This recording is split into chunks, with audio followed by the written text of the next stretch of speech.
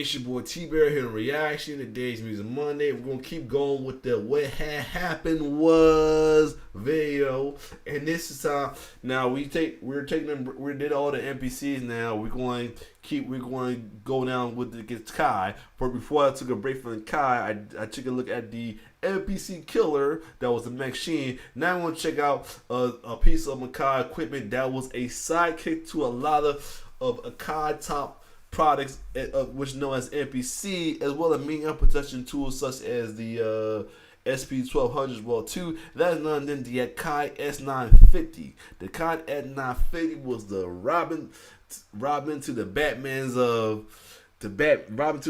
of a lot of NPCs as well too, as well as a bigger production to help get that extended sample time as well. Help get that extended sample time, as you know, some of the equipments only had short sample time. So other than that, let's hear the full story, full breakdown from the one and only direct production on the Akai S950. What had happened was, let's get it.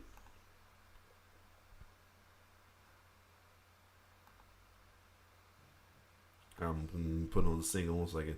Do this right. Let's get it. I had the SP MIDI with the 950. Yeah, all that reasonable doubt stuff. Yeah. SP 1200 950. What's up? You got your boy Direct, aka Native Shades, reminding you to like and subscribe, cause today we're gonna be talking about the Akai S950. What had happened was. So the year is 1986. Michael Jordan just scored 63 points on Larry Bird and the Boston Celtics. Bill Walton. Jordan gave Parrish, McHale, and Bird the business so bad that after the game, Larry Bird in an interview said it was like G.O.D. himself in basketball shoes. 1986 was a crazy year, especially in music production. Akai was just kind of getting its groove as far as the products that it was putting out. And they came out with some samplers, some pretty good ones. They came out with the S612 sampler. It was a 6-sample and RAM sampler that used quick discs. Then they evolved to the S700. And then the X7000 keyboard. Wow. Akai was on a roll. Ooh. I don't think people understand how much Akai was promoting at the time. Wow. You know the legendary jazz musician Miles Davis? And this is before they did the NPC, man. Wow. Well, he was being interviewed one time in front of the audience, and he had this real cool leather jacket on. And the interviewer told him, "Hey, that's a nice jacket." And he was like, yeah, thanks, man. This company gave it to me. A company out of Japan, Akai. You ever heard of them? The interviewer was like, no. He was like, yeah, they're doing big things. They're doing big things. Nice. This was around 1986 that this happened. So it just goes to show how hard Akai was pushing back then. But Akai in the mid-'80s was promoting and marketing and really trying to establish that foot down as the go-to company when it came to sampling. Akai pushed so hard in the mid-'80s that they hired Mike McRoberts as their product manager in the U.S. Wow. He was the only product manager for Akai in the U.S. So he had to go to all the seminars, visit all the dealers, go to all the trade shows, and talk about, the Akai equipment. It was really getting crazy, but he was doing his thing. And at that time, Akai put out the S900. It was a 12-bit sampler with 8 voices and had a sample rate from about 7.5 kilohertz to 40 kilohertz. It was a pretty big deal for Akai at the time. Like, remember when Teenage Mutant Ninja Turtles was a big deal? You know what I'm saying? The cartoon was running, the toys were out, and for the first day of school, everybody wanted a Ninja Turtles lunchbox. Yup. So you're thinking your mom got you the Ninja Turtles lunchbox, because she got you everything else. She got you your stack of pens, your pencil. You even got your pencil case. Remember those? Yep. The pencil case? Yup. And you just knew that she got you the Teenage Mutant Ninja Turtles lunchbox. And then you open up the bag, And instead of a Teenage Mutant Ninja Turtles lunchbox, you see a Donnie from New Kids on the Block lunchbox. You're like, oh, okay, this isn't right. To the point when you're walking up the stairs of the cheese bus and you see your Italian bus driver, Louie, and you're trying to, kind of hide your lunchbox, and he decides to get on the speaker and announce, hey, look, kids, he has a New Kids on the Block. Oh, that's messed up. I guess he's hanging tough. Oh, that's messed up. And Oh, you're that's just messed thinking, up. oh, man, what a way Why? to start the game. In one of the seminars, Mike McRoberts was approached by none other than the Michael Jackson Bad Tour band members. You know what I'm saying? Whoa. Ricky Lawson, Greg Philligaines, Rory Kaplan. Wow. These guys, they approached Mike and they was like, hey, we really like the presentation that you gave, and we're doing this tour. That's big. Akai and the members of the Michael Jackson band. That's the closest you get to Michael Jackson. That's awesome right there. Or with the king of pop himself, Mr. Moonwalk himself, Michael Jackson, and we would like to demonstrate your product to the different places we go to while we're on tour. Right? Let's make a deal.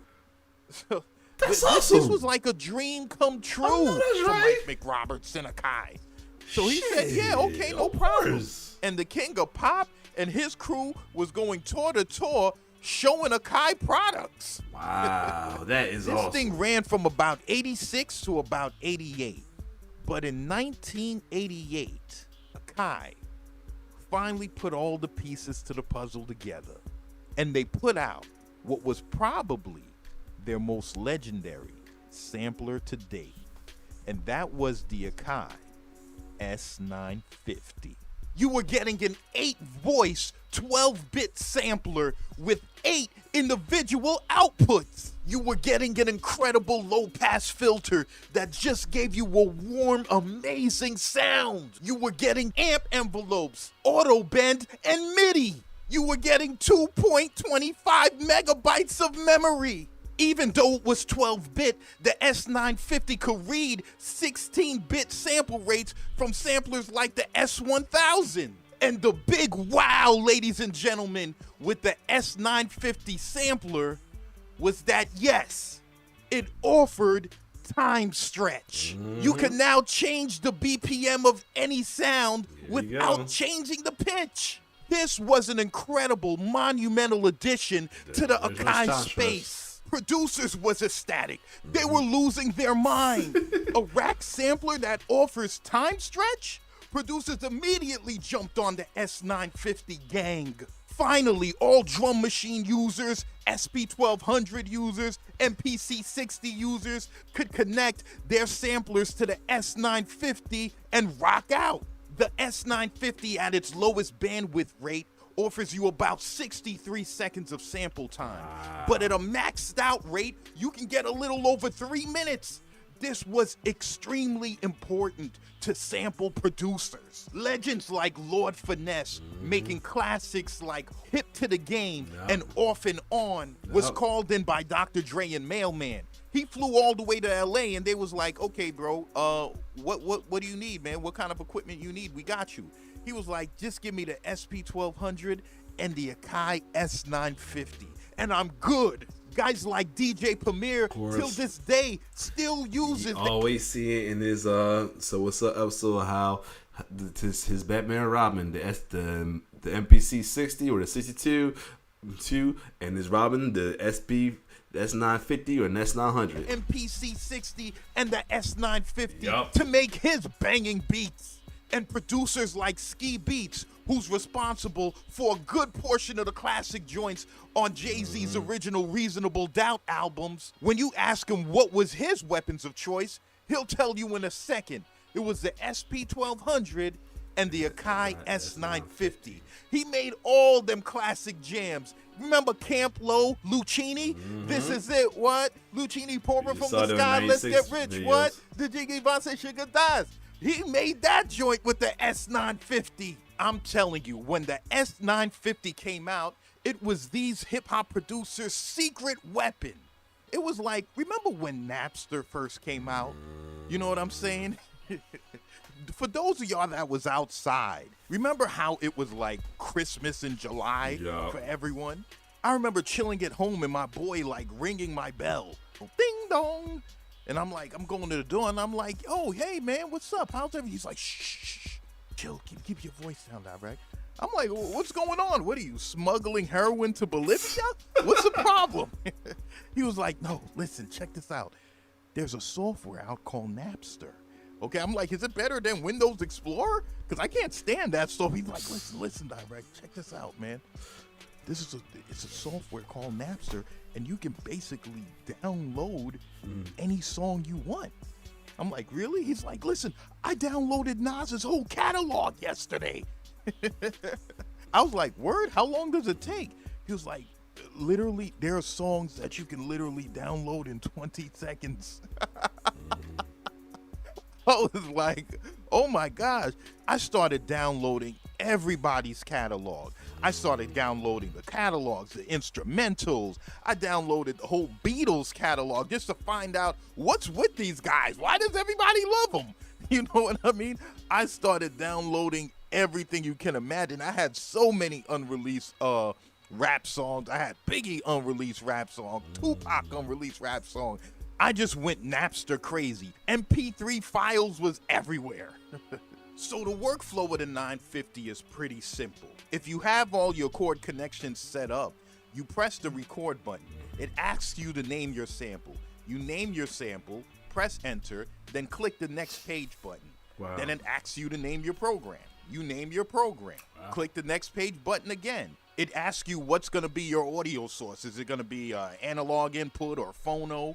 You choose your audio source. It asks you what bandwidth do you want to do. Do you want to do 3,000 bandwidth or all the way up to 19,200 bandwidth? The lower the bandwidth, the more gritty your track will sound. The higher the bandwidth, the more cleaner it will sound. Then you choose the recording time as far as how many seconds you want to record. Click the next button, and then you choose the pitch of the sound that's going to be recorded. And then you have a start with page where it asks you, do you want to start with any key, a foot switch, or like the threshold of an audio level? So let's say if you wanted to start with a threshold, meaning like whenever you play your sample, when it hits a certain point, it'll start recording. You set it up like that. You play the sample. It'll start recording on the threshold. It'll stop when it's finished recording, decide whether or not you want to keep it or not. And if you keep it, you could push the PB button, that means for playback, and start playing back your sample and just go through the settings and modify it more if you have to. Wow. Producers loved the S950. It was the staple of the sound of that time. You gotta remember hearing all them tracks at the time, like Dead Presidents by Jay-Z, hearing the bass line on that, or even a lot of like Ski Beats' early work, you'd hear this warm, beautiful bass line every time his beat is playing. He couldn't really play bass, so he would just low filter the sample and let it run. And if you really think about it, that technique was a staple in hip hop back then. That's what made them joints just dope. If you was an MC and that low filter bass came in, bro, you grabbed the microphone and just got busy. With products like the S950, producers were now taking charge of their careers. The record labels would be holding secret meetings to see how they can cheat the artists out of more money. And producers would just kick down the doors, bang, and just start demanding their money. The record label guys would be in a frenzy. They would run around the meeting like chickens with their heads cut off. And they had no choice but to give the hip-hop producers what they wanted. Now, when the Akai S950 came out, it was about $1,500. Not a bad price. Artists from all over the world actually purchased the S950. If you was a working producer and you realized what this unit could do for you, you purchased it. And a lot of artists across all genres purchased the S950. It was just something special about the machine. It had this kind of commanding, warm, pure sound. Like some of the samplers nowadays, you can't really get a sound like you could on the S950. So yeah, that's the Akai S950. What had happened was So this is your boy Direct, aka. Yeah, this was a good little backstory and breakdown on the Akai S950 though. Definitely pretty awesome right there. Little equipment they have that was so innovative that even the folks like Michael Jackson band wanted part of it as well too. That's freaking awesome right there. So, well, with the previous one, the 900 though, but 950 with the time stress and all that was pretty cool, man. This was a cool piece of equipment they had. So yeah, other than that, if you like my reaction, like, share, subscribe my YouTube channel. It's your boy T-Bird signing off. One love.